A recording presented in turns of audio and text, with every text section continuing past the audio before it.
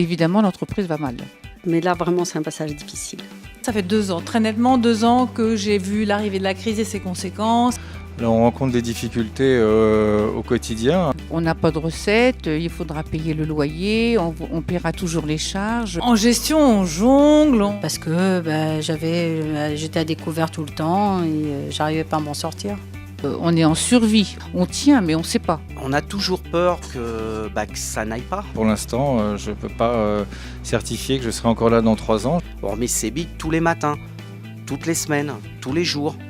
Rien n'est acquis. J'ai tous les jours en tête que si ça va trop mal, je vends.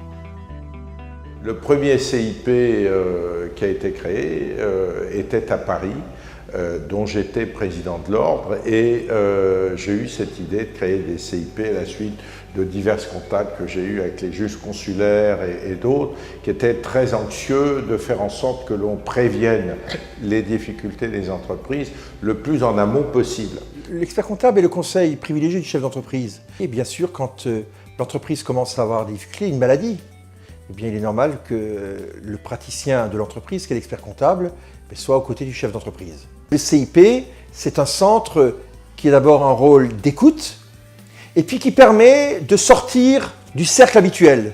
La loi d'ailleurs dans les tribunaux de commerce nous permet aujourd'hui d'intervenir beaucoup plus en amont, d'intervenir d'une façon, je dirais, légale dans le cadre du mandat ad hoc ou de la conciliation, mais en amont, et c'est là où le CIP joue un rôle, parce que, vous savez, franchir la porte d'un tribunal, c'est pas facile. Les cellules prévention dans les tribunaux ont un rôle très précis, c'est celui d'écouter, celui de faire remonter de la part du chef d'entreprise ses impressions. Et les CIP, eux justement, sont beaucoup plus décontractés, détendus, et c'est dans ce domaine-là que les deux se complètent. Mais il y a un point commun, c'est rompre la solitude. Le commissaire aux comptes, eh bien, il est dans l'économie française, il n'est pas en dehors, et dans ce cadre-là, évidemment, il voit les difficultés des entreprises. Nous avons une mission légale de prévention des entreprises en difficulté depuis 1984.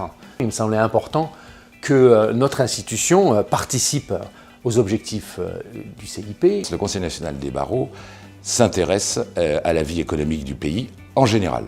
Et que par conséquent, lorsque des initiatives nationales sont prises, comme la création du CIP, eh bien, et que le Conseil national des barreaux y adhère, nous sommes à même d'informer tous les bâtonniers de France de la prise de ces initiatives, de manière à ce qu'elles soient relayées sur le plan local. Toute défaillance est dramatique.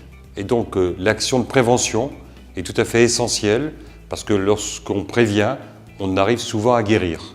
Aujourd'hui, on se rend compte que beaucoup de chefs d'entreprise ne sont pas suffisamment au courant des différentes dispositions légales mises en place pour les aider.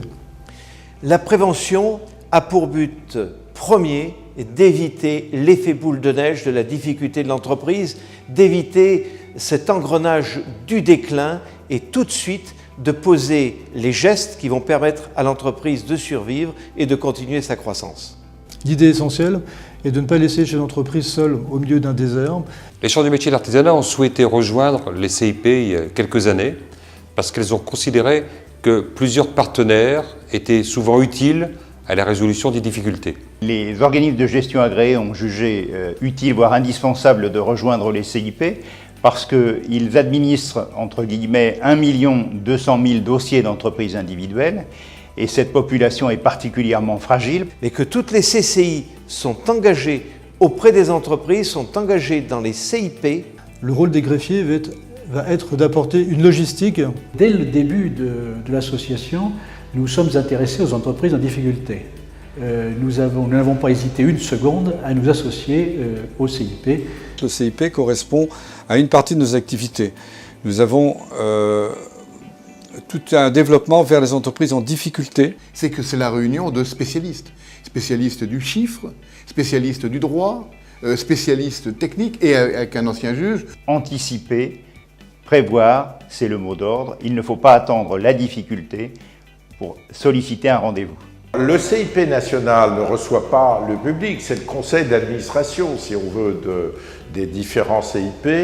Il gère la création des CIP dans le cadre fixé. Le CIP national mutualise les moyens, communique sur le rôle des CIP, communique sur les entretiens du jeudi, fournit des éléments pratiques, techniques parfois, etc.,